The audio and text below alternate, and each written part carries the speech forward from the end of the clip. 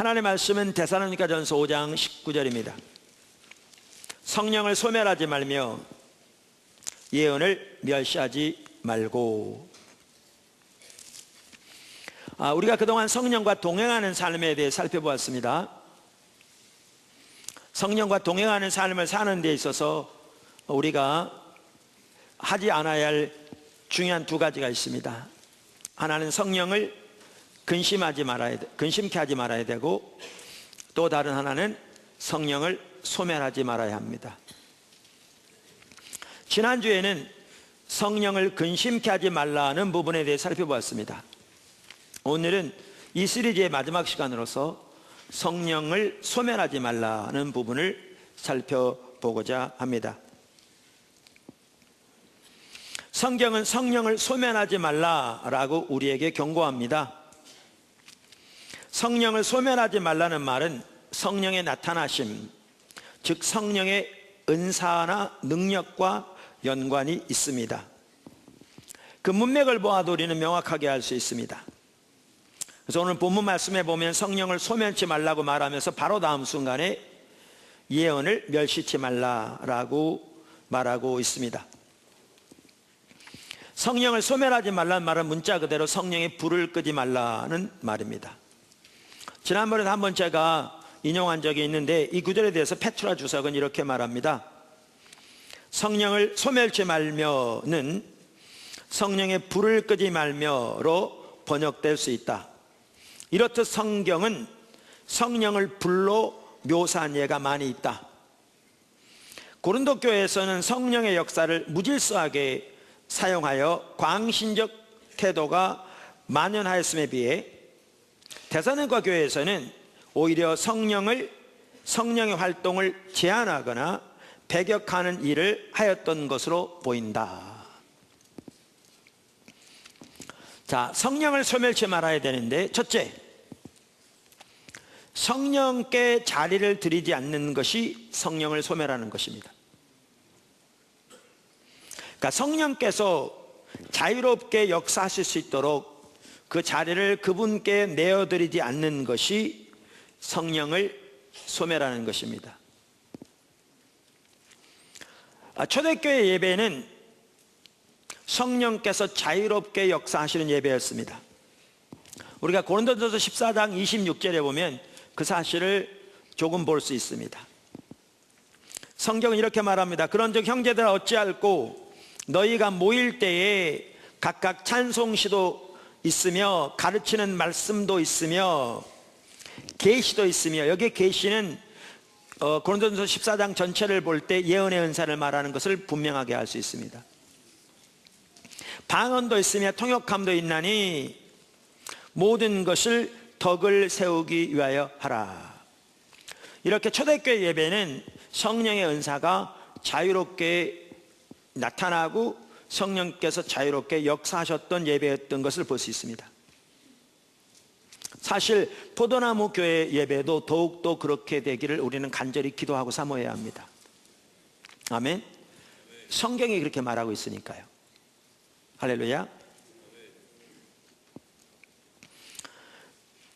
제가 그 예배에 대해서 다루면서 자주 인용합니다만은, 로이드 존스 목사님은 부흥책에서 지금부터 약 60년 전의 영국 교회 상황을 두고 그 교회 예배가 얼마나 성령을 소멸하는 예배였는가를 지적하고 있습니다.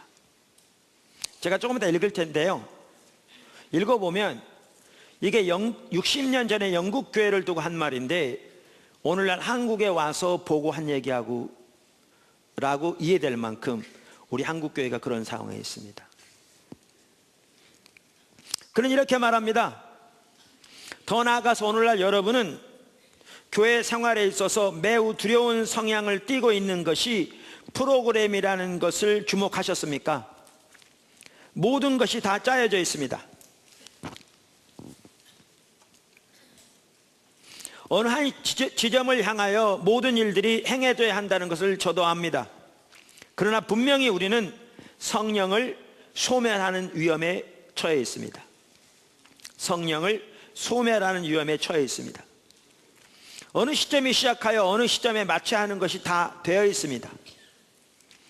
목회를 하는 제 친구 가운데 어떤 이들은 나에게 이렇게 말합니다. 주일마다 다른 교회에 가서 순회 설교를 하면 할수록 이러한 일들을 더 많이 발견한다는 것입니다. 복음적인 교회에서마저 강사로는 목사에게 순서가 적힌 종이를 준다는 것을 저는 반복적으로 듣습니다. 주보.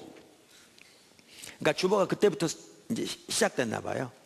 그러니까 반복적으로 듣는다라고 로이드 존스 목사님 말한 걸 보면 이제 여기저기서 그런 일들이 이제 시작되고 있는 걸 볼 수 있습니다. 그리고 그 문자 그대로 그 앞에다 그 순서지를 놓고 그대로 행할 것을 종용합니다. 11시에 시작합니다. 성경을 봉독하고 또 거기 순서지에 적힌 모든 것을 다 진행하여 12시가 됩니다.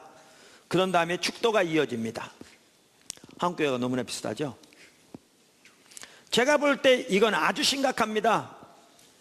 그저 그처럼 길지 않은 설교가 덕이 될 것이 없다는 것을 저는 압니다. 설교의 길이를 위해서 설교를 길게 늘어뜨리는 것은 아무런 의미가 없습니다. 그러나 그것이 문제가 아닙니다. 문제는 우리가 성령께 기회를 드리고 있느냐 하는 것입니다. 우리가 프로그램에 너무 매여 있어서 성령께서 역사하실 틈이 없지 않습니까? 어째서 이처럼 형식적이 되었습니까? 성령께서 역사하실 수 있는 기회를, 자리를 드리지 않는 것, 예배에서 더욱더 그렇고요. 이게 성령을 소멸하는 한 가지 방편입니다.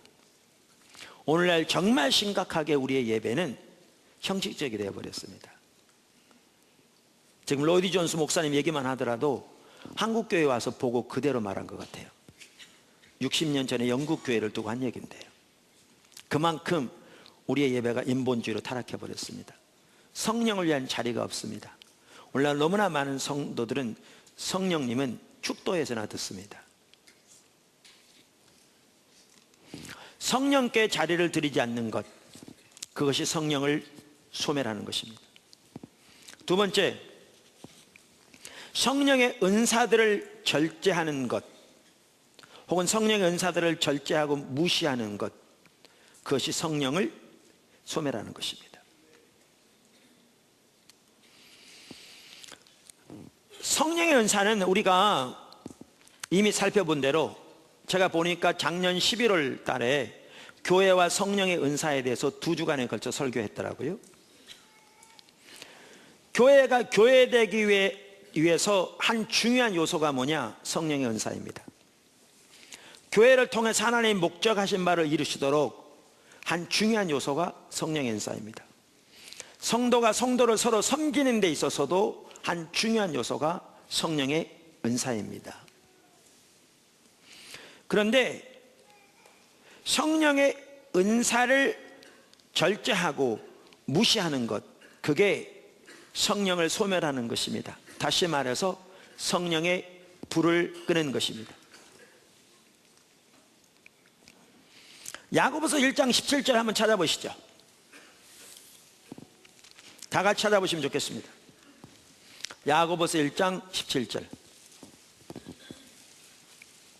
온갖 좋은 은사와 온전한 선물이 다 위로부터 빛들의 아버지께로부터 내려오나니 그는 변함도 없으시고 회전하는 그림자도 없으시니라.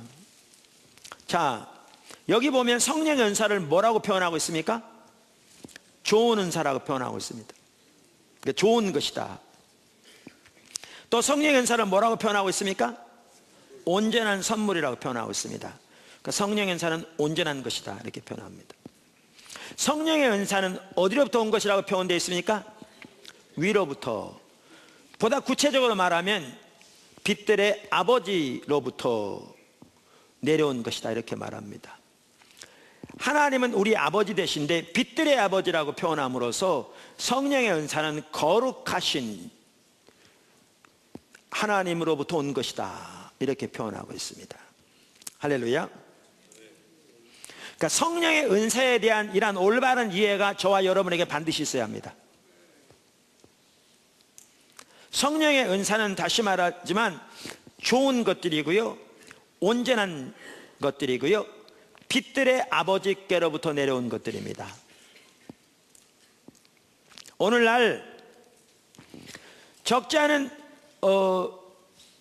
교회 지도자들과 성도들이 성령의 은사에 대해서 유보적이거나 부정적인 이해를 가지고 있습니다. 그 사람들이 성령의 은사에 대해서 유보적이거나 부정적인 이해를 가지고 있는 가장 주된 이유 중에 하나는 일부 사람들이 성령의 은사를 가지고 잘못 사용하는 것을 보고 그렇습니다. 근데 우리는 여기서 그 두 가지를 구분할 줄 알아야 합니다. 성령의 은사와 그것을 가지고 잘못 사용하는 사람들, 이 두 가지를 구별할 수 있어야 합니다.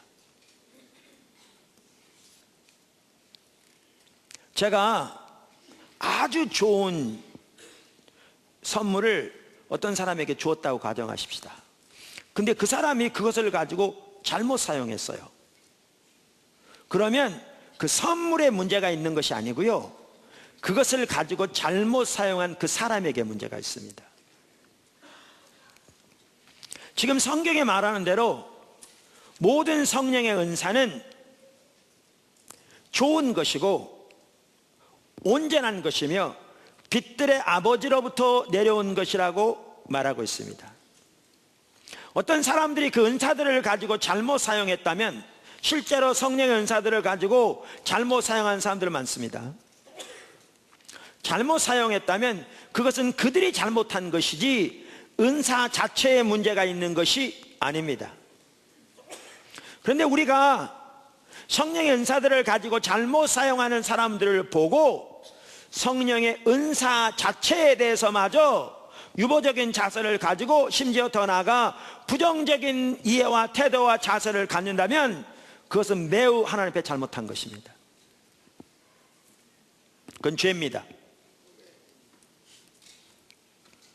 지금부터 한 20년 전에 제가 어느 교회 집회를 갔습니다. 근데 아침에 기도하는데 하나님이 갑자기 그것을 저에게 깨닫게 하시더라고요. 많은 사람들이 저를 성령의 은사를 환영하는 사람으로 이해하거든요.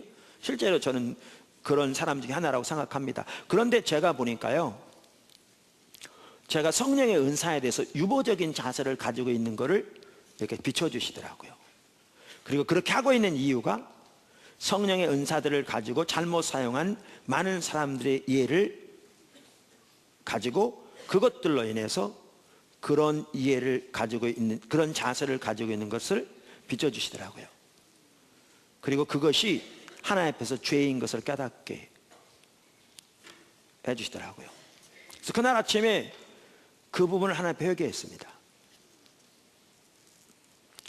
그리고 성령의 은사에 대해서 더욱더 적극적으로 환영하고 사모하는 그러한 이해를 갖기를 추구했습니다. 지금도 제 삶 속에도 유보적인 자세가 더 버려져야 할 게 있습니다. 그랬더니 그날 그 전에 나타나지 않던 은사가 그날부터 나타나는 일도 있었습니다. 여러분, 야고보서 1장 17절에 나오고 성경 전체에서 말하는 것처럼 성령의 은사는 하나님께로부터 나온 좋은 온전한 것이기 때문에, 그리고 성령의 은사는 교회가 교회되기 위해서도, 교회를 통해 하나님의 뜻이 이루어지기 위해서도, 성도가 성도를 섬기기 위해서도 매우 필수적인 중요한 것이기 때문에 성령의 은사를 적극적으로 환영하는, 사모하는 자세를 우리가 가져야 합니다. 성령의 은사에 대해서 유보적이거나 부정적인 자세가 있다면 그걸 철저히 죄인 것을 인식하고 회개하고 돌이켜야 합니다. 아까 제가 말씀드렸잖아요. 이전에도 말씀드린 기억이 나요. 제 생각에. 자, 고린도 교회 보십시오. 아까 페트라 주석의 학자가 그 고린도 교회에 대해서 뭐라고 주석을 달았느냐 하면, 고린도 교회에서는 성령의 역사를 무질서하게 사용하여 광신적 태도가 만연하였음에 비해, 이렇게 표현했거든요. 그러니까 고린도 교회에 있던 태도를 광신적 태도라고 표현했어요. 이걸 보면 그 글을 쓴 페트라 주석의 학자가 성령의 은사에 대해서 가지고 있는 어떤 그 이해를 조금은 이해할 수 있을 것 같아요. 그런데 그렇게 표현할 만큼 고린도 교회에서는 성령의 은사들로 인한 많은 무질서가 있었습니다. 많은 문제가 있었습니다. 그래서 사도 바울이 고린도서 12장부터 14장까지 이 부분을 집중적으로 다룹니다. 특별히 다루면서 뭐를 다루고 있는가? 성령의 은사를 어떻게 올바로 사용할 것인가를 다루고 있습니다. 하나하나. 그러면 근데 여기 보십시오.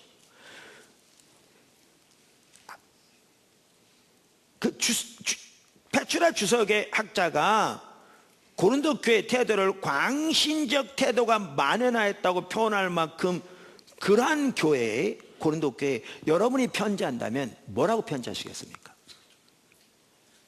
오늘날 한국교회 지도자들이 성령의 은사에 대한 그러한 무질서한 남용이 그토록 많았던 고린도 교회에 편지한다면 뭐라고 조언하겠습니까? 대부분의 지도자들이 어쩌면 절제해라, 그만둬라, 집어쳐라 이렇게 말했을지 모릅니다.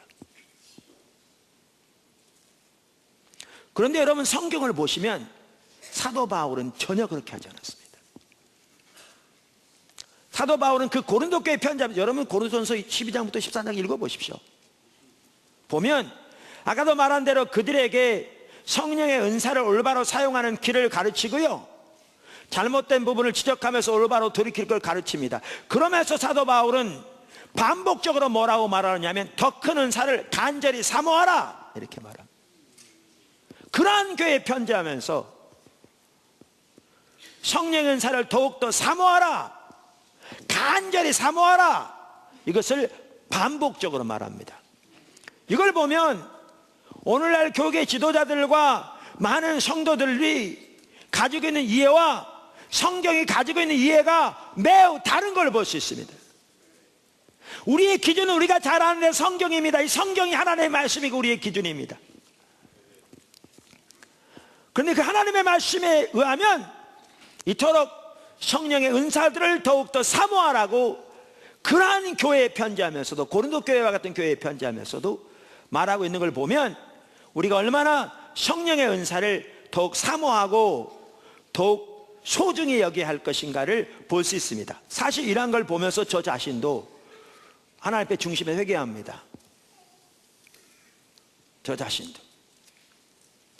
여러분 하나님의 말씀대로 사시기를 주님의 축원합니다. 그래서 포도나무 교회 가운데 성령의 은사가 더욱더 나타나기를, 또 우리의 모든 모임 가운데, 그것이 오이코스 예배건 전도의 모임이건 그것이 각 위원회 모임이건 성령의 은사가 더욱더 강력하게 나타나기를 우리는 사모하고 추구해야 될 줄로 믿습니다. 하나님의 말씀을 따라서. 할렐루야. 그 외에도 성령을 소멸하는 일들은 많이 있을 것입니다. 그런데 성령을 소멸하지 않기 위해서 우리가 반드시 배워야 할 것이 있습니다. 이제 그 부분을 살펴보려고 합니다. 세 번째, 성령을 소멸하지 않기 위해서 우리는 기꺼이 스티그마를 져야 합니다. 성령을 소멸하지 않기 위해서 우리는 기꺼이 스티그마를 져야 합니다. 우선 스티그마라는 말 속에 따옴표가 있습니다. 이게 헬라어를 그대로 인용한 겁니다. 헬라어를 그대로 인용한 겁니다. 성령을 소멸하지 않기 위해서 우리가 반드시 해야 할 일 중에 하나는 스티그마를 지는 것입니다. 성령께서 능력으로 임하실 때 오순절날 그랬던 것처럼 종종 다양한 현상들이 동반됩니다. 하나님의 부흥이 있었던 때마다 다양한 현상들이 나타났던 이유도 여기에 있습니다. 그래서 일부 성도들은 하나님의 부흥이 임할 때마다 혹은 성령이 강력하게 임하실 때마다 그 현상의 문제 때문에 성령의 역사에 대해서 마음을 닫기도 했고, 또 일부 성도들은 2000년 교회 역사를 보면 하나님의 부흥이 임할 때마다 하나님의 부흥을 대적하는 일도 있었습니다. 그래서 성령과 동행하는 삶을 살되 성령의 능력이 강력하게 나타나는 삶을 살려면 반드시 우리가 스티그마를 지는 삶을 살아야 합니다. 자, 성경을 보시죠. 갈라디아서 6장 17절. 갈라디아서 6장 17절입니다. 이후로는 사도 바울이 한 말입니다. 누구든지 나를 괴롭게 하지 말라. 이후로는 누구든지 나를 괴롭게 하지 말라. 내가 내 몸에 예수의 흔적을 지니고 있노라.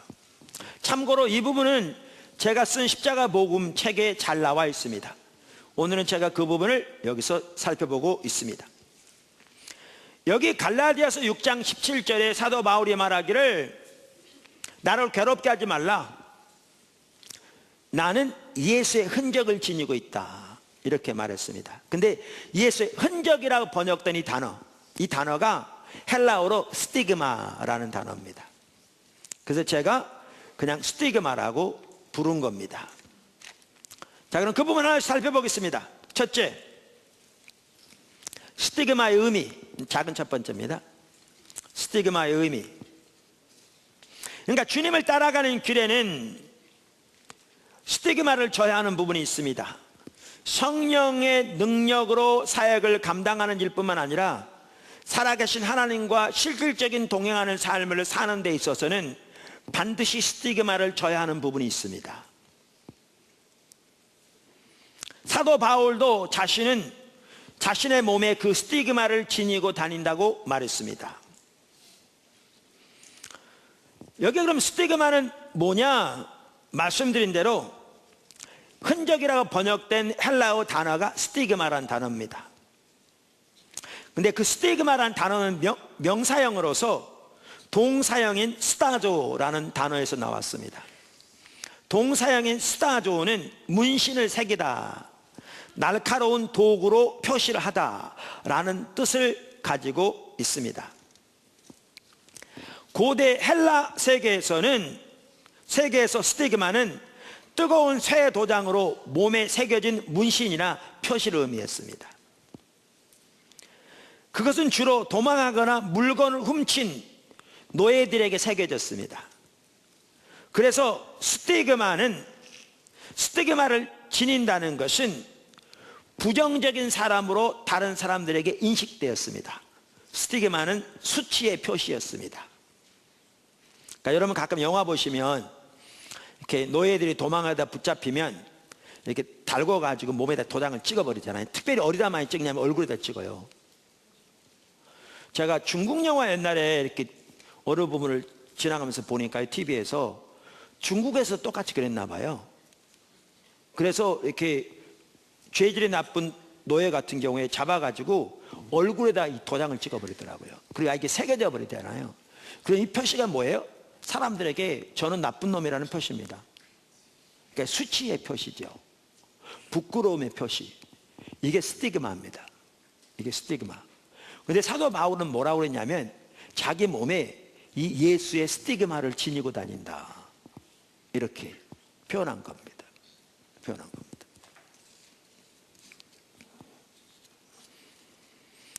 그래서 우리가 스티그마를 진다는 말은 성령의 능력으로 사역을 감당하며 더 나아가 주님과 동행하면서 스티그마를 진다는 말은 우리의 몸에 이 수치의 요소를 기꺼이 지녀야 한다 그 말입니다.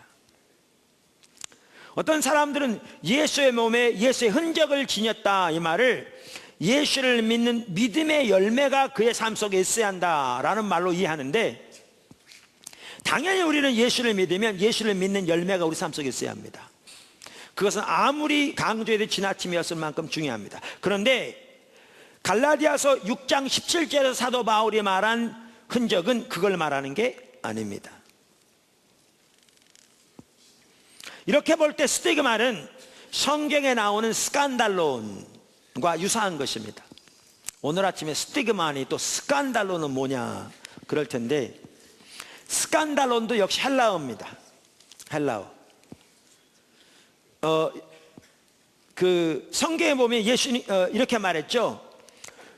우리는 십자가에 못 박힌 그리스도를 전하니 유대인에게는 거리끼는 것이요 그랬잖아요. 혹은 거치는 것. 이게 뭐죠? 영어로는 스탬블링 블락, 넘어지게 하는 것이라 그 말인데요, 이게 헬라어로 스칸달론입니다. 스칸달론, 넘어지게 하는 것이라 그 말입니다. 여러분, 스캔들이란 말 있죠. 스캔들. 스캔들은 뭐 배우들에게 어떤 문제가 있어서 걸려 넘어지게 하는 그 뜻이잖아요. 이게 영어의 스캔들에서 나온 건데, 이 영어의 스캔들은 스칸달론이라는 헬라어에서 그대로 따온 겁니다. 스칸달론에서 스캔들이 나온 겁니다. 그 스칸달론은 이렇게 걸려 넘어지게 하는 것을 말합니다. 그래서 스티그마는 스칸달론과 비슷한 것을 말하고요, 아까도 말씀드린 대로 그리스도의 십자가에는 스칸달론, 즉 거치는 것이 있습니다.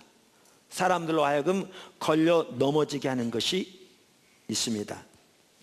자, 작은 두 번째, 스티그마의 작은 두 번째, 삼위일체 하나님의 스티그마.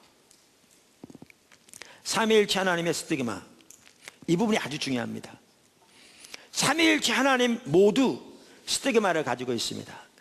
이 부분을 로이드 존스 목사님 후임으로 영국의 웨스트민스터 채플에서 30년 가까이 담임 목사로 섬기고 수년 전에 은퇴한 알트 킨들 목사님이 그의 책 어노잉팅이라는 책에서 아주 잘 정리하고 있습니다.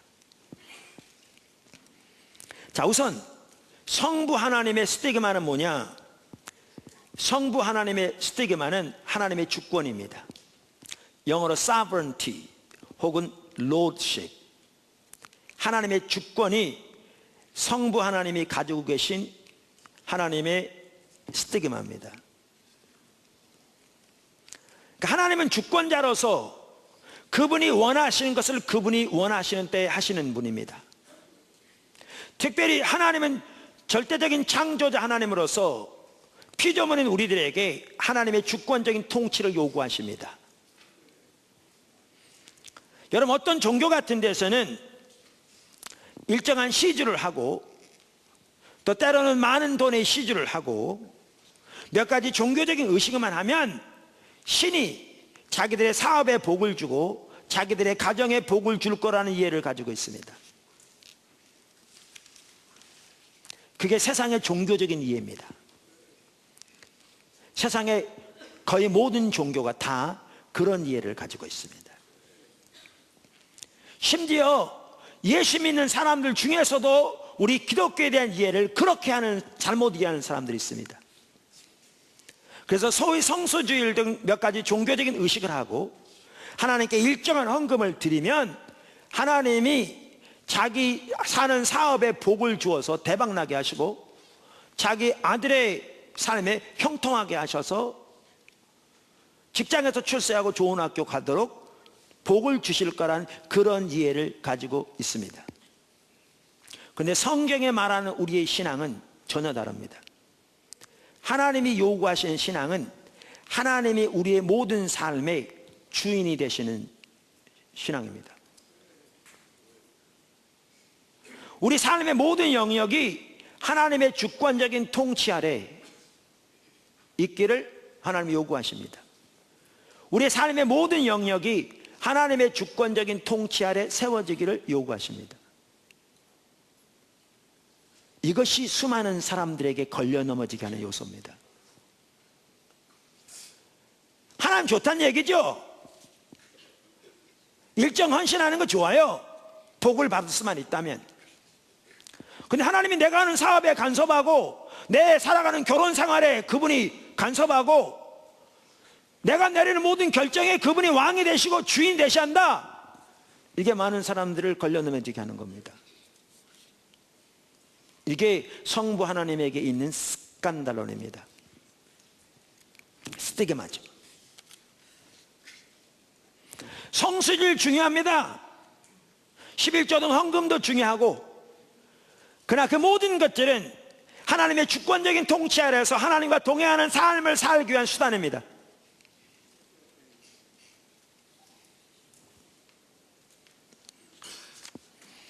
그러면 성자 예수님의 스티그마는 뭐냐? 성자 예수님의 스티그마는 예수님의 십자가입니다.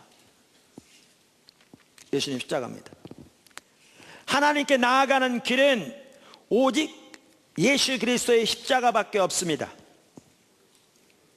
다시 말해서 철저하게 우리 자신의 의를 배설물처럼 걸레처럼 버리고 오직 십자가의 공로를 믿음으로 의지하여 우리는 하나님 앞에 나갈 수 있습니다.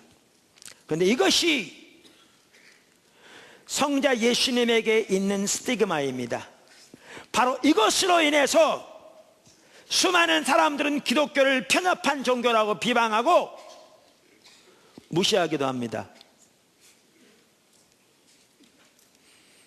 여러분, 갈라디아 전체에서 뭘 다루고 있습니까? 그 당시 갈라디아 교회뿐만 아니라 여러 교회 가운데 팽배했던, 우리가 이미 살펴본 대로 거짓 복음에 대해 다루고 있습니다.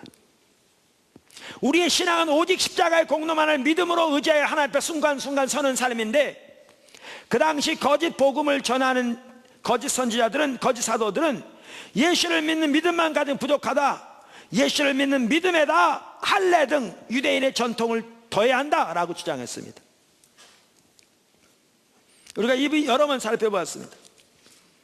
그래서 그들은 예수를 믿는 믿음만 가지고 부족하고 할례 등 자신의 종교적인 행위와 의식을 의지하여 하나님 앞에 나아갈 수 있다고 가르쳤습니다. 그래야 진정한 하나님의 자녀가 되고 하나님의 유업을 받을 수 있다고 가르쳤습니다.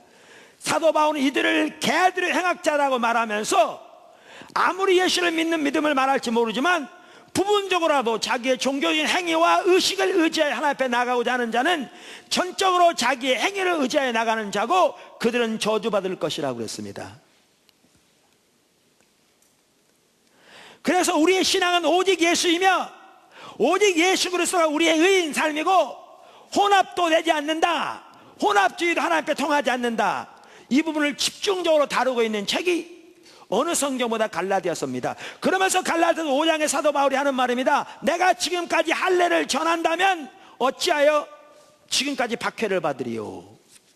이걸 보면 그 당시 예수 더하기 할례 이 거짓 신앙이 매우 팽배했던 걸 볼 수 있고요, 그것으로 인해서 사도 바울이 수많은 사람들로부터, 수많은 소위 예수 믿는다는 사람들로부터 대적을 받은 걸 볼 수 있습니다.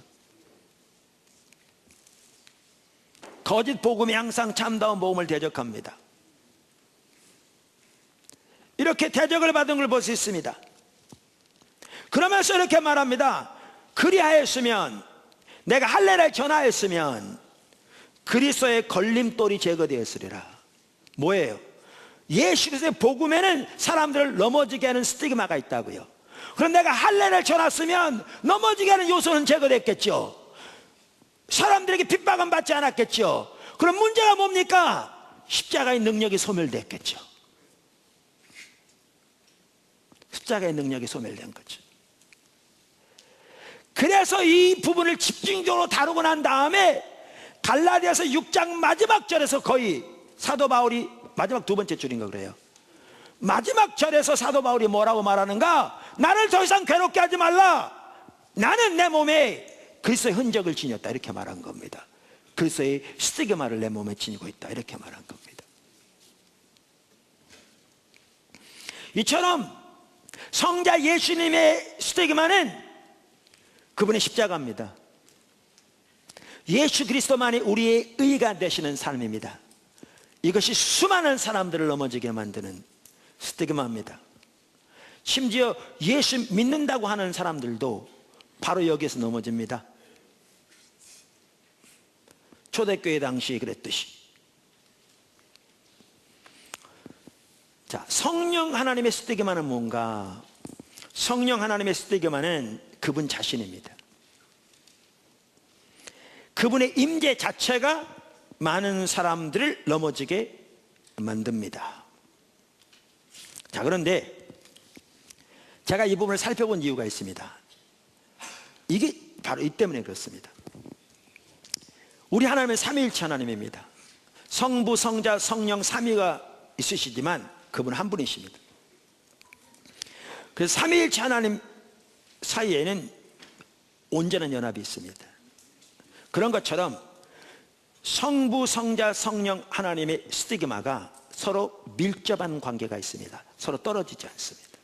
분리되지 않습니다. 무슨 말인지 아세요? 바로 이 점입니다.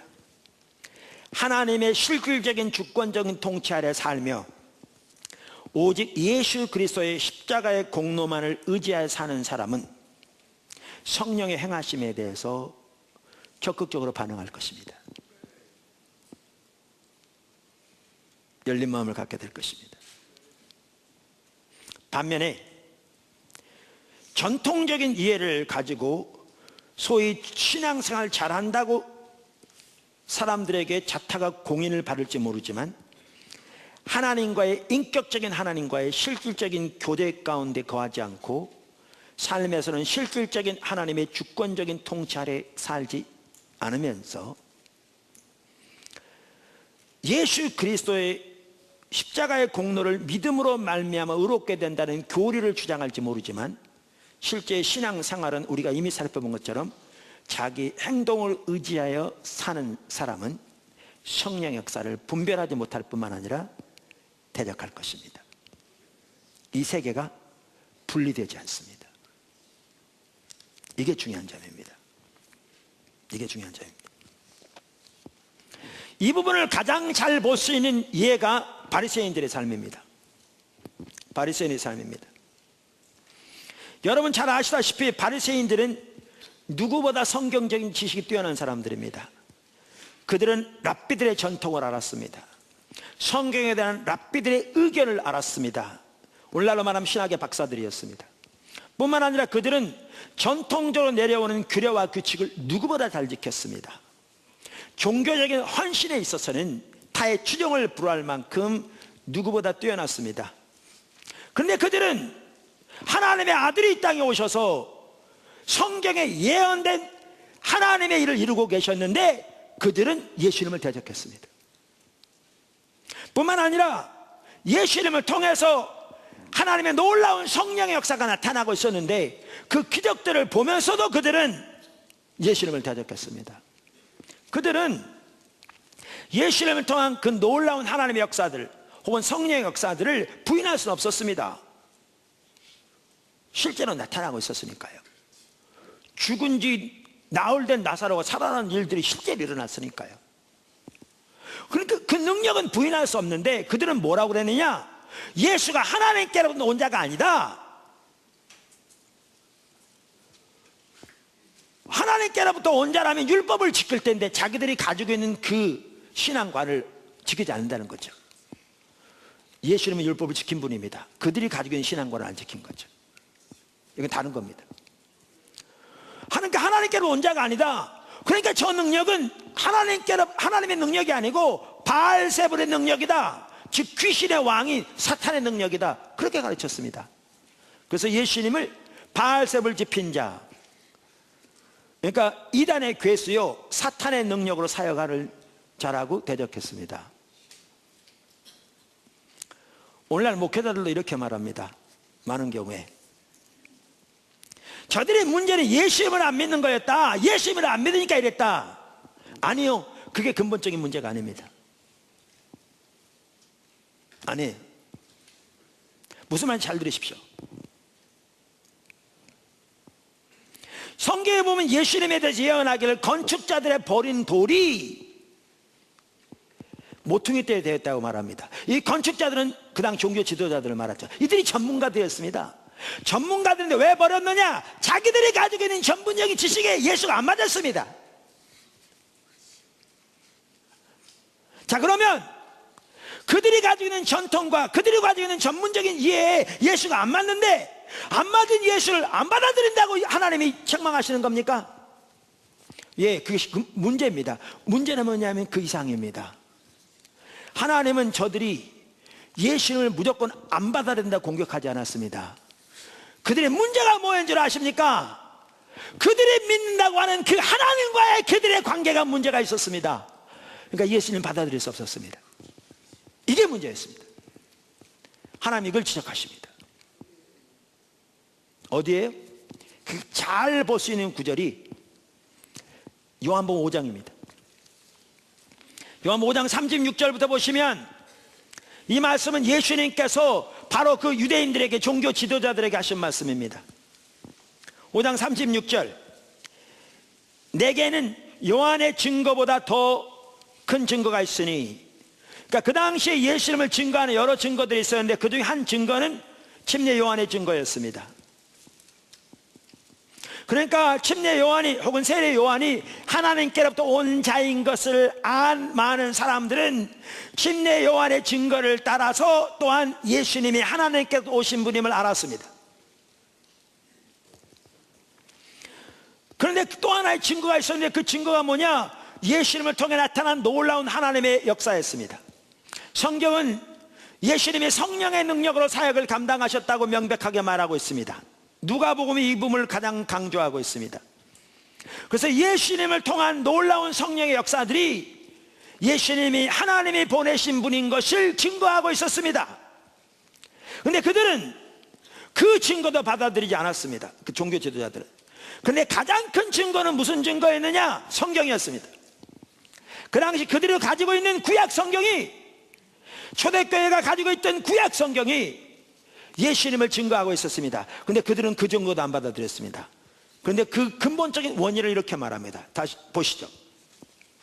내게는 요한의 증거보다 더 큰 증거가 있으니 아버지께서 내게 주사 이루게 하시는 역사, 곧 내가 하는 그 역사가 아버지께서 나를 보내신 것을 나를 위하여 증언하신 것이요. 지금 성령 역사를 가리킵니다. 37절, 또한 나를 보내신 아버지께서 친히 나를 위하여 증언하셨느니라. 어디에 증언하셨다는 말이냐면 성경에 증언하셨단 말입니다. 그런데 보십시오. 너희는 아무 때에도, 그러니까 한 번도 이렇게 하지 못했다고 말입니다. 아무 때에도 즉 그분의 음성을 듣지 못했고 그분의 형상을 보지 못하였으며 그분의 말씀이 너희 속에 거하지 아니하니 이는 그가 보내신 이를 믿지 아니함이라. 너희가 성경에서 영생을 얻는 줄 생각하고 성경을 연구하거니와 이 성경이 곧 내게 대하여 증언하는 것이니라. 그러나 너희가 영생을 얻기 위하여 내게 오기를 원하지 아니하는도다. 나는 사람에게서 영광을 취하지 아니하노라. 다만 하나님을 사랑하는 것이 너희 속에 없음을 알았노라. 확실합니다. 하나님이 나를 보내셨는데 너희 왜 안 믿어? 이렇게 하지 않으셨습니다. 예수님 뭐라고 그랬냐? 너희가 우선 여기 보시면 뭘 할 수 있냐면요, 바리새인들은 그토록 성경적인 지식이 뛰어나고 전통이 뛰어나고 랍비들의 해석과 이해에 뛰어났습니다. 종교적인 의식과 헌신에 뛰어났습니다. 그런데 보십시오, 그래서 성경만 하더라도 성경에서 영생을 얻는 일 생각하고 성경을 묵상하고 상고하는 것이 그들의 직업이었습니다. 얼만큼? 예수님이 인정하실 만큼. 그런데 여기 명백한 게 있습니다.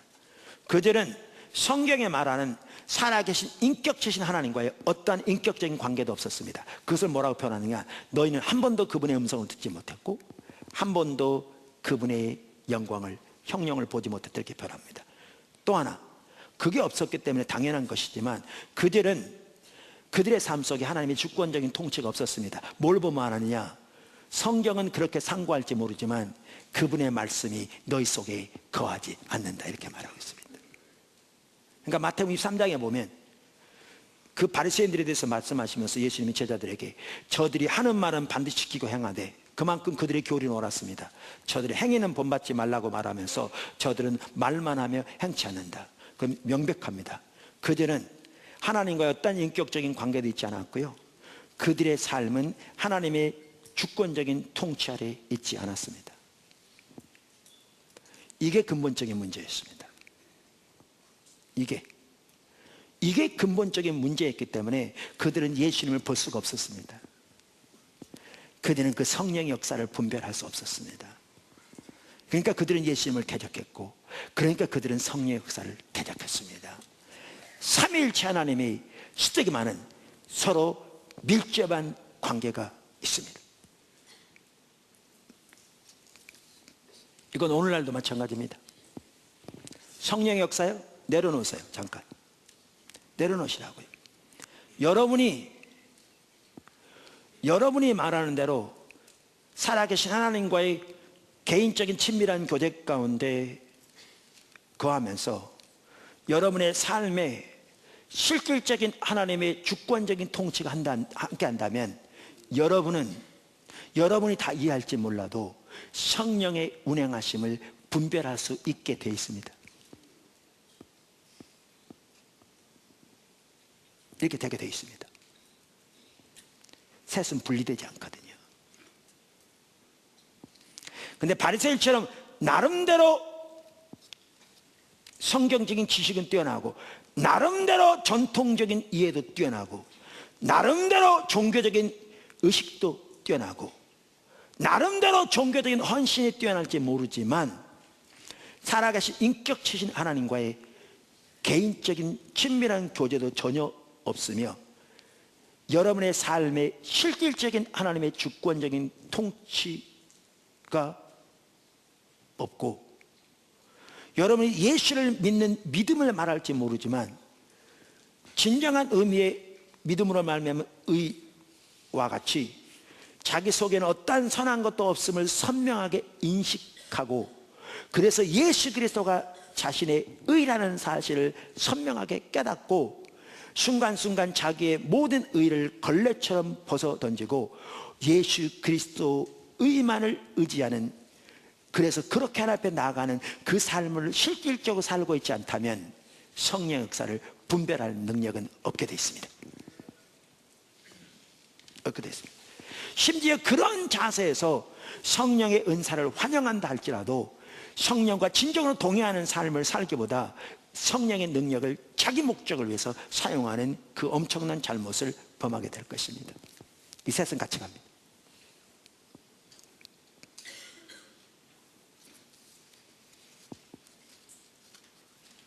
그래서 우리가 겸손해야 합니다.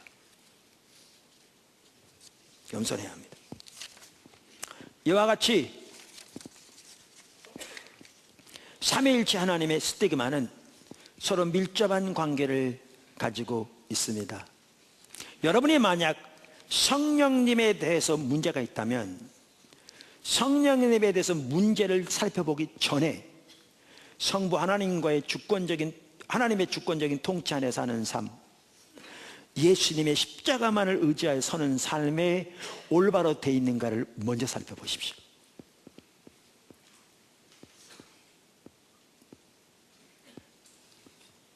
그 부분을 먼저 올바로 이해하면 나머지는 쉽게 이해가 될 겁니다. 할렐루야. 작은 세 번째, 스티그마의 목적. 그럼 왜 하나님에게는 스티그마가 있는가? 왜? 한마디로 말하면 스티그마의 목적은 사람들의 중심을 드러내기 위한 것입니다. 사람들의 중심을 드러내기 위한 것입니다.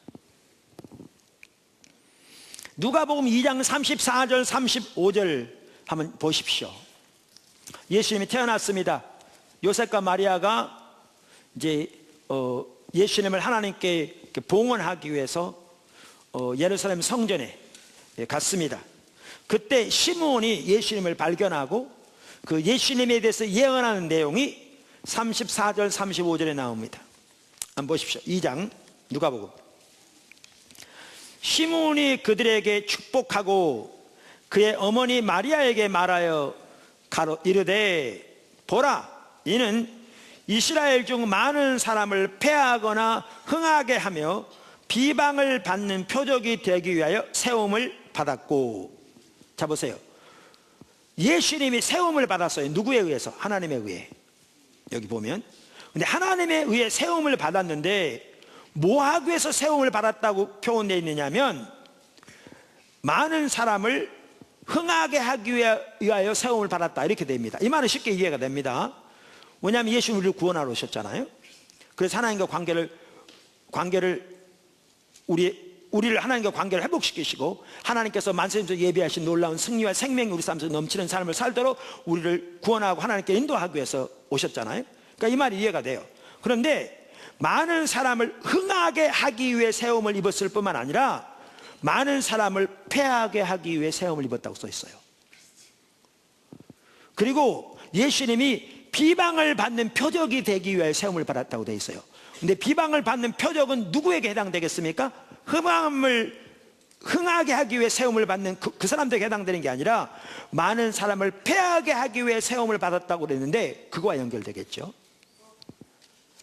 그러면서 왜 그렇게 하신다고 말했느냐? 이는 여러 사람의 마음의 생각을 드러내려 함이니라. 여기 실제로 칼이 내 마음을 찌르듯 하리니 그랬는데요, 마리아도 넘어졌습니다. 이 예언대로. 그래서 그 당시 종교 지도자들이 예수님을 바알세불 집현자라, 바알세불 집힌 이단의 괴수라, 정신 나간 미친 사람이라 이렇게 공격하니까 마리아가 예수님의 동생들과 함께 예수님을 집에 데려가려고 왔습니다. 왜? 그걸 받아들이니까요. 그러니까 예수님이 뭐라고 하셨냐면, 많은 예수님 말씀을 듣는 무리들에게 누가 내 어미요 내 형제냐, 하나님의 말씀을 행하는 자가 내 어미요 내 형제라, 이렇게 말한 겁니다. 넘어진 겁니다. 올바로 못하니까. 다행히 예수님이 부활하신 후에 마가의 다락방에 그 마리아와 형제들의 이름이 나와 있습니다. 돌이켜진 걸 볼 수 있죠. 그게 다행이었죠. 그럼 여기 보면 예수님이 오신 것을, 예수님 하나님에 의해 세움을 받았는데 많은 사람을 흥하게 하기 위해 세움을 받았다, 쉽게 이해됩니다. 그런데 성경은 또한 많은 사람을 패하게 하기 위해 세움을 받았다, 이렇게 돼 있고요. 그들에게 해당되겠지만 그들에게는 비방받는 표적이 될 것이다, 이렇게 말합니다. 이 말도요, 적극적으로 많은 사람을 패하기 위해서 세우셨다는 말은 아니겠죠. 하나님은 예수님을 우리를 구원하기 위해 보내신 분이잖아요. 이 말은 우리가 올바른 마음의 자세와 태도를 가지고 있지 않으면 넘어지게 될 거라고 말이죠.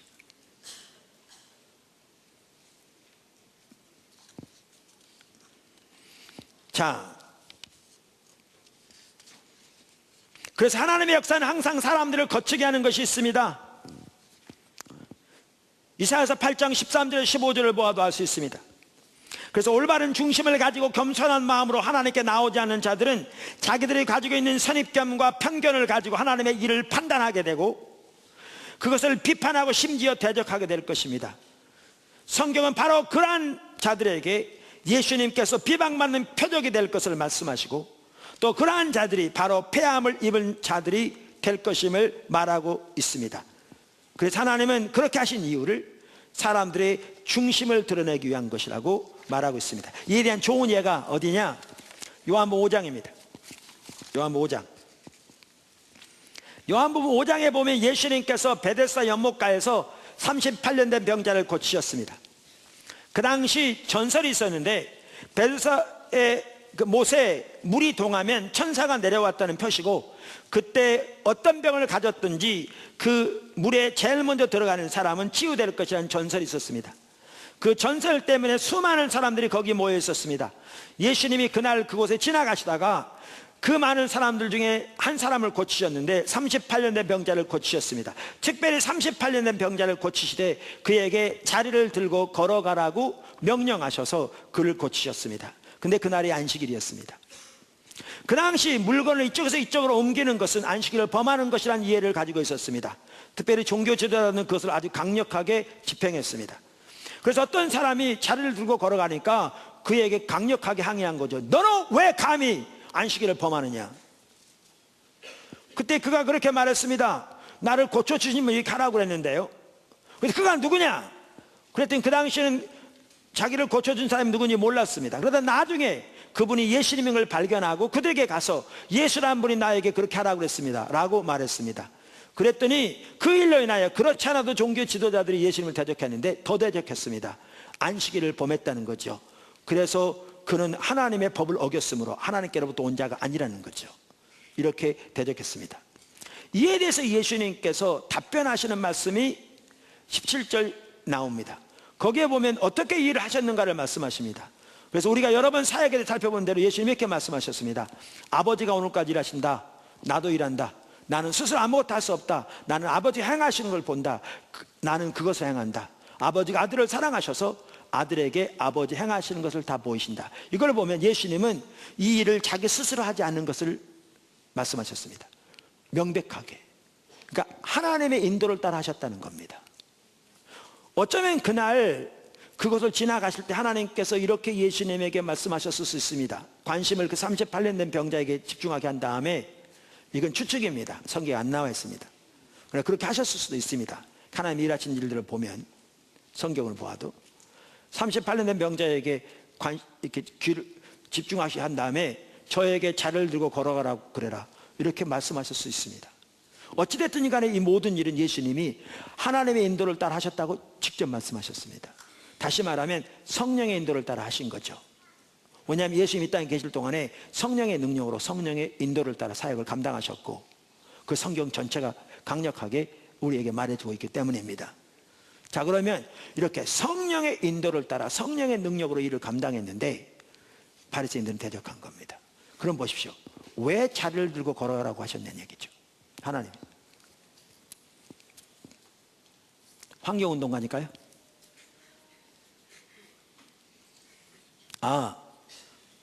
집에다 기념품으로 걸어놓으라고요? 치유됐다는 걸 보여주기 위해서? 보여줄 필요가 없습니다. 이미 몸이 치유됐는데. 여러분 자리 보십시오. 상당히 지저분했을 거라고 생각합니다. 왜냐하면 예수님이 그 38년 된 병자에 가서 내가 낫고자 하느냐 그랬더니 물이 동할 때 나를 물속에 집어넣어줄 자가 없습니다라고 말했거든요. 이걸 보면 긴 병에 효자 없다고 옆에서 돕는 사람이 없었던 걸 볼 수 있어요. 먹을 건 가져다 줬겠죠. 그러니까 어쩌면 그 자리 되게 지저분했을 것이고요, 똥오줌이 묻어있을 수도 있어요. 근데 예수님은 그걸 들고 가라고 하신 거거든요. 근데 하나님의 인도를 따라 하셨거든요. 뭐 하기 위해서요? 중심을 드러내기 위해서요. 누구의? 사람들의. 거기에 걸려 넘어진 대표적인 인물들이 누군지 아십니까? 바로 그 종교 지도자들이었습니다.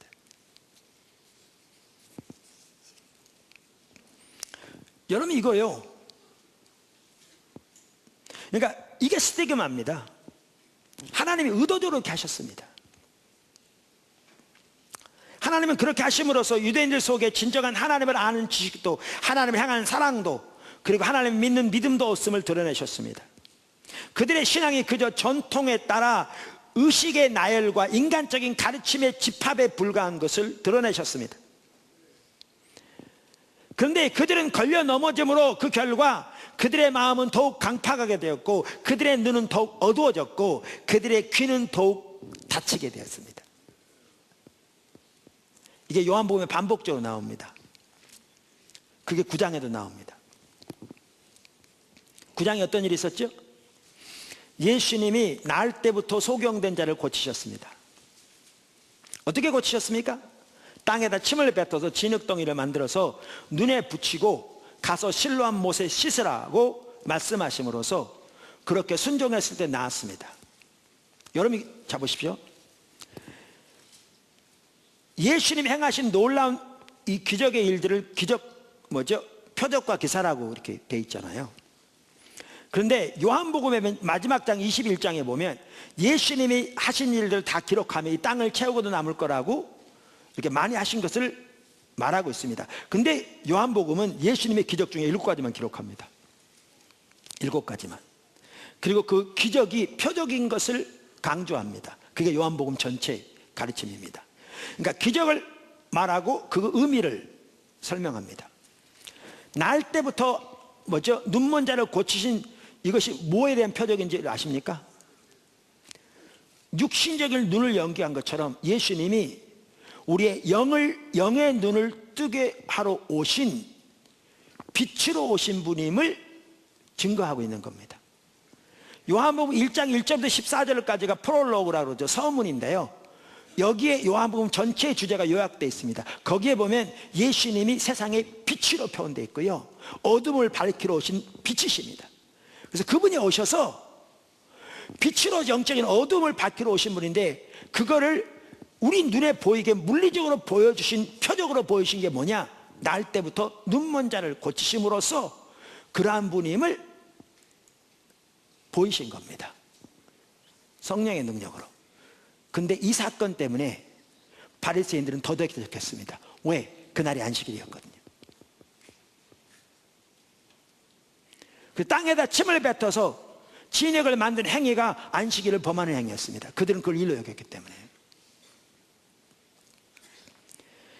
이 사건에 대해서 요한복음 9장은 마지막 부분에서 이렇게 말합니다. 보십시오. 39절.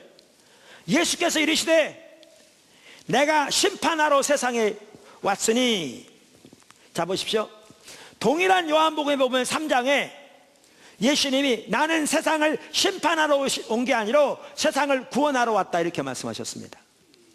근데 여기에는 뭐라고 말씀하셨냐면 내가 세상을 심판하러 왔다 이렇게 말씀하셨습니다.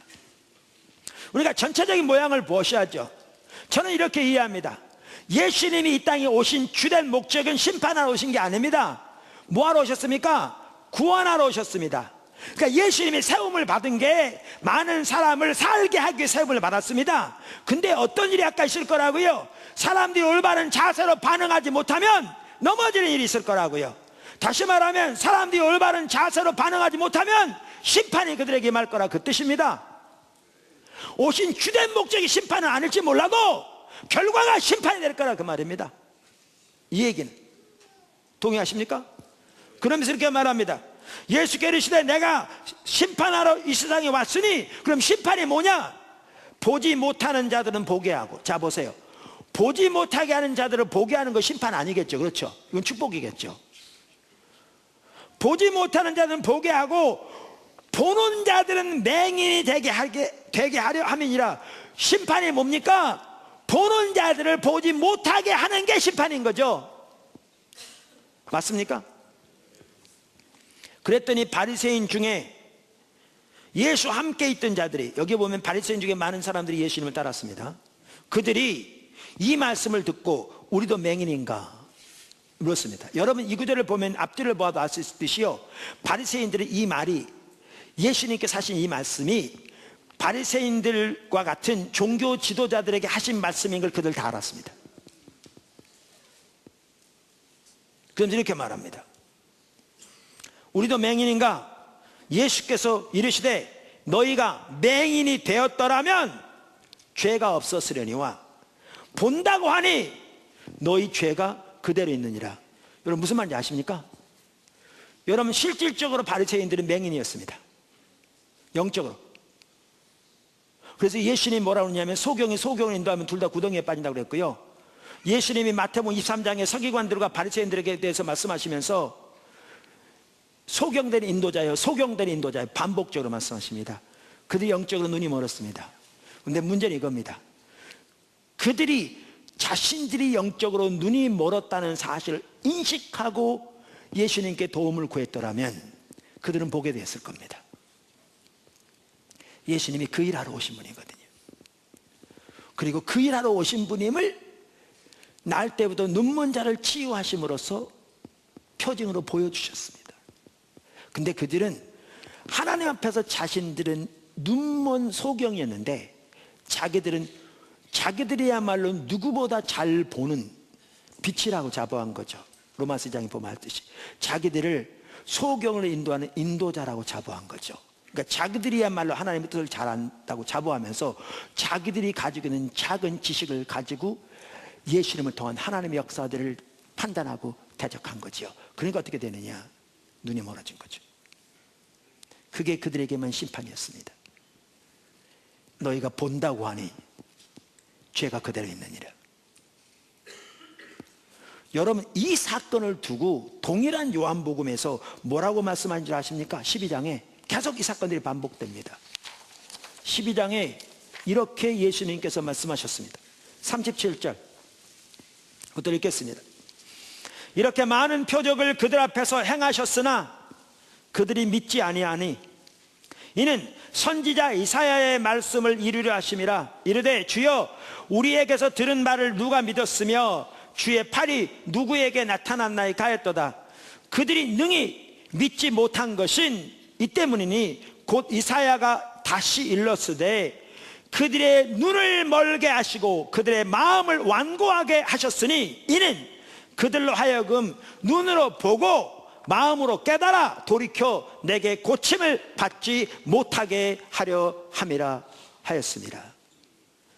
이게 적극적인 하나님의 뜻과 수동적인 뜻이 다른데요, 하나님이 일부러 저들의 눈을 어둡겠단 말이 아닙니다. 아까 똑같은 말입니다. 일부러 하나님이 심판하러 폐하러 왔다 그 말이 아니죠. 예수님 보냈단 말이 아니죠. 구원하러 보내셨는데 그들의 자세가 잘못되어 있으니까 하나님의 역사를 받아들이지 않을 뿐만 아니라 대적하니까 어떻게 됐냐, 그 결과로 그들의 눈이 더 어두워지게 된 거죠. 그들의 귀는 닫히고 그들의 마음은 더 닫히고 그들의 눈은 가려진 거죠.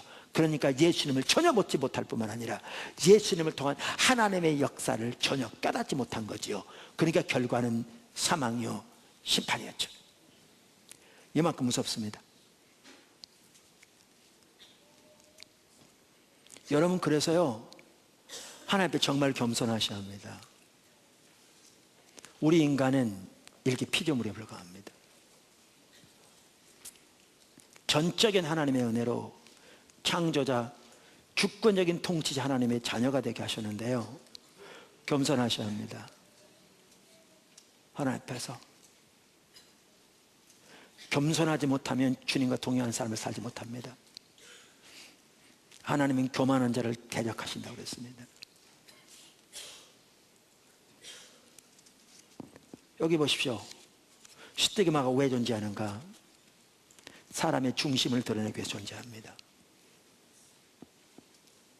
사람의 중심을 드러내기 위해서 존재합니다. 작은 네 번째, 각 세대는 그 세대의 스티그마를 가집니다. 각 세대는 그 세대의 스티그마를 가집니다. 그리고 그것에 의해 그 세대의 성도들은 자기들의 믿음을 하나님 앞에서 시험받을 것입니다. 어제의 스티그마는 더 이상 오늘의 스티그마가 아닐 수 있습니다. 어제의 스티그마를 우리는 오늘은 쉽게 받아들일 수 있습니다. 그런데 우리에게는 오늘의 스티그마가 있습니다. 이 부분을 잘 볼 수 있는 한 구절이 어디냐? 마태복음 23장 29절에 32절입니다.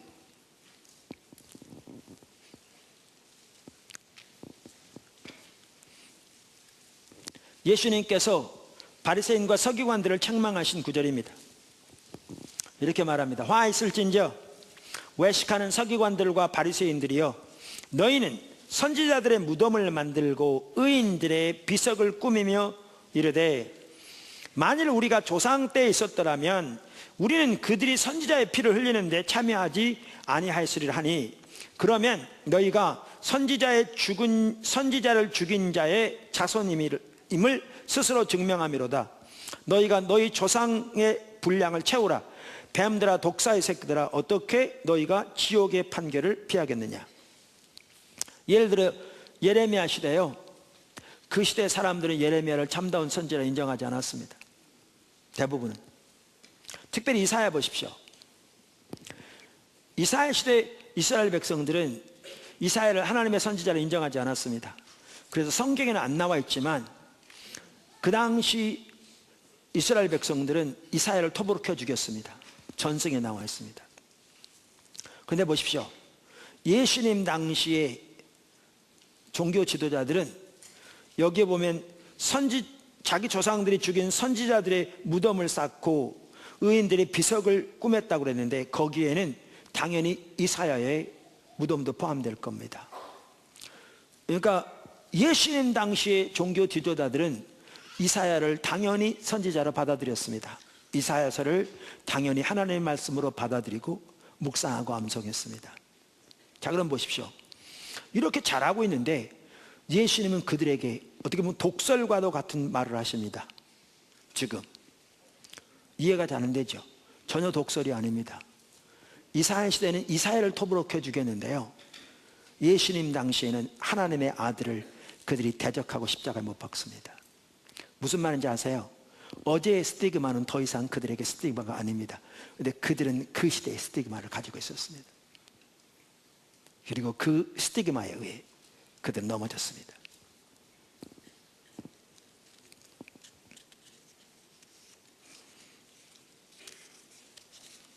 왜? 그들도 그들 조상처럼 정확하게 하나님 앞에 올바른 자세가 없었기 때문이에요. 그래서 예수님께서 여러 차례에 걸쳐서 이사야가 너에 대하여 잘 예언하였도다 라고 예수님 당시의 종교 지도자들에게 말씀하셨죠. 1960년대 우리나라에 성령의 바람이 놀랍게 불어닥쳤습니다. 그 당시 많은 교회들과 성도들은 다른 성도들이 방언하는 것을 보면 이단이라고 대적하고 핍박했습니다. 오늘날은 더 이상 그렇게 하지 않습니다. 오늘날 방언한다고 해서 누가 이단이라고 대적하지 않습니다. 일부 있을지 모르지만 거의 영향력이 없습니다. 어제의 스티그마는 오늘의 스티그마는 되지 않습니다. 그런데 오늘날은 다른 스티그마가 있습니다. 시대마다 스티그마가 다릅니다. 여기에 가장 중요한 것은 성령의 역사라고 말하는 모든 이상한 일들을 다 환영하라 그 얘기 전혀 안 합니다. 아까 제가 삼위일체 하나님의 스티그마를 살펴봤잖아요. 그렇게 삼위 하나님과 동행하는 삶을 살면 우리는 성령의 역사를 올바로 분별하게 되어 있습니다.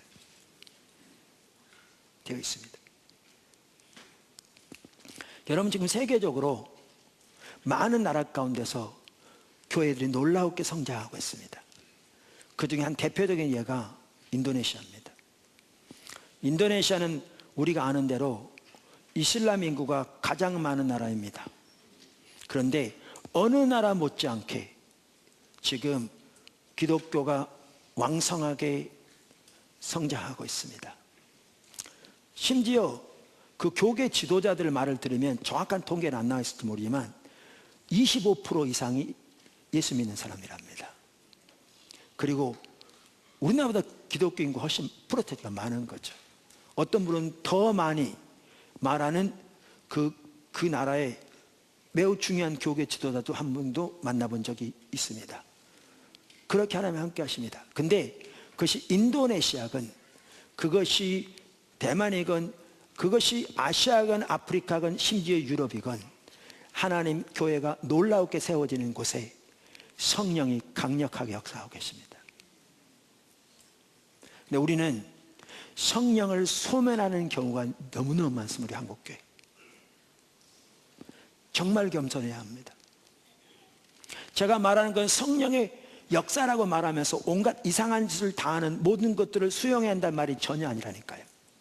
성령의 모든 일은 철저하게 하나님의 말씀으로 분별되어지고 검증되어져야 합니다. 중요한 것은 우리에게 하나님 앞에서 진정한 겸손함이 필수입니다. 그래서 삼위일체 하나님의 스티그마를 살펴본 것처럼 그렇게 하나님과 올바로 동행하는 삶을 살아야 우리는 우리 가운데서 성령께서 자유롭게 마음껏 역사하시되 성경에 말하는 올바른 열매를 맺고 하나님의 나라가 놀랍게 확장되어지면 이런 영혼들이 하나님께 대규모로 더해지는 일을 위해 귀하게 쓰임받게 될 줄로 믿습니다. 하나님의 부흥, 로이드 존스 목사님이 말한 것처럼 하나님의 성령께서 대규모로 부어지는 것입니다.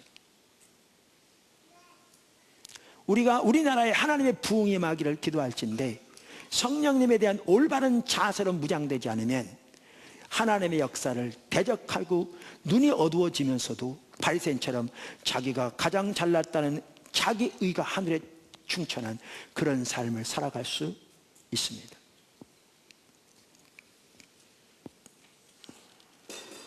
그래서 우리는 하나님 성령과 동행하는 삶을 살려면 스티그마를 반드시 져야 합니다. 그래서 성령의 기름 부음으로 섬기는 삶에 몇 가지 중요한 요소가 있는데 제가 나열만 하겠습니다. 시간 좀 남아있긴 합니다만은 제가 보기에는 여러분들이 머리는 포화 상태가 돼서 더 얘기해봐야 들어갈 것 같지가 않습니다. 첫째, 주님을 위해 기꺼이 바보가 되고자 하는 자세가 필요합니다. 바로 아까 사도 바울이 살았던 사람입니다. 내가 내 몸에 스티그마를 지녔다. 나를 더 이상 괴롭게 하지 말라. 고린도서 4장 10절에서 이렇게 말합니다.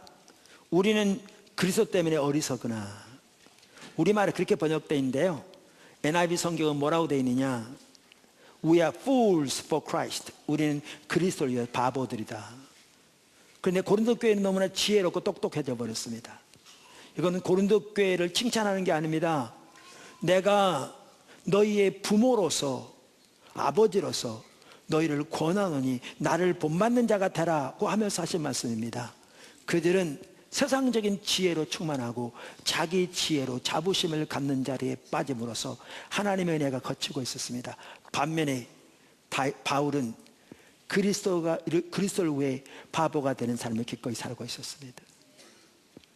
내가 지금까지 할례를 전하면 왜 핍박을 받겠느냐? 만약에 그리하였으면 그리스도에 거치는 것이 그쳤으리라. 십자가에 거치는 것이 그쳤으리라. 나를 더 이상 괴롭게 하지 말라. 나는 내 몸에 그리스도의 스티그마를 지녔노라. 이게 바로 그리스도를 위해서 바보가 되는 삶의 모습입니다. 우리의 그 자세가 필요합니다. 두 번째, 담대함입니다. 세 번째, 오직 하나님을 사랑하는 공통분모만 가지고 사람을 대해야 합니다. 저는 포도나무 교회를 지금까지 섬기면서 제가 지금까지 성도들을 대하고 교회를 인도하되 제가 의식하지 못하는 사이에 이런 부분에서 부족한 점이 있을지 모르지만 저는 지금까지 이 공통분모만 가지고 교회를 인도했습니다. 그래서 저는 어떠한 사람도 제 사람으로 만들려고 노력하지 않았습니다.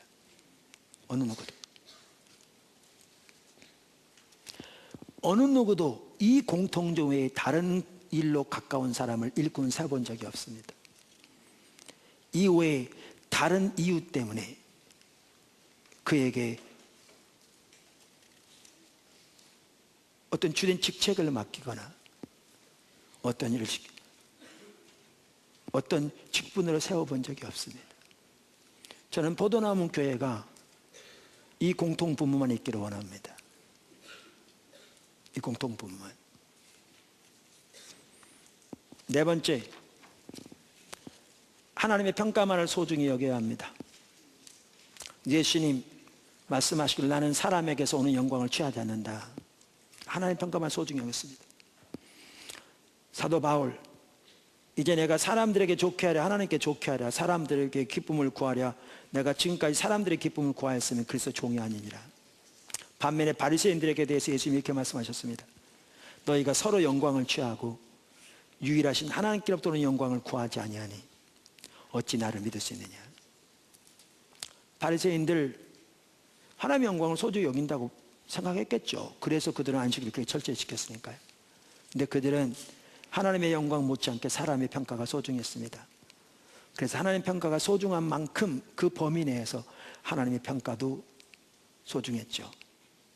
그래서 예수님은 그들에게 하나님의 평가를 소중히 여기지 않는다 이렇게 말씀하셨습니다.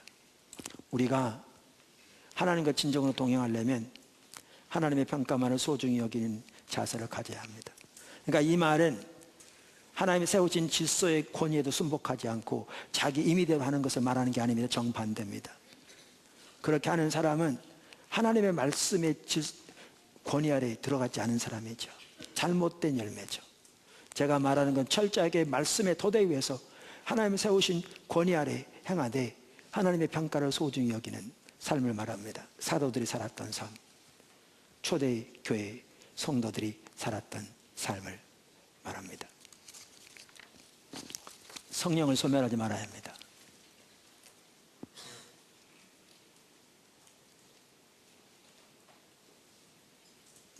좀 제가 비하인드 스토리를 좀 얘기하면요.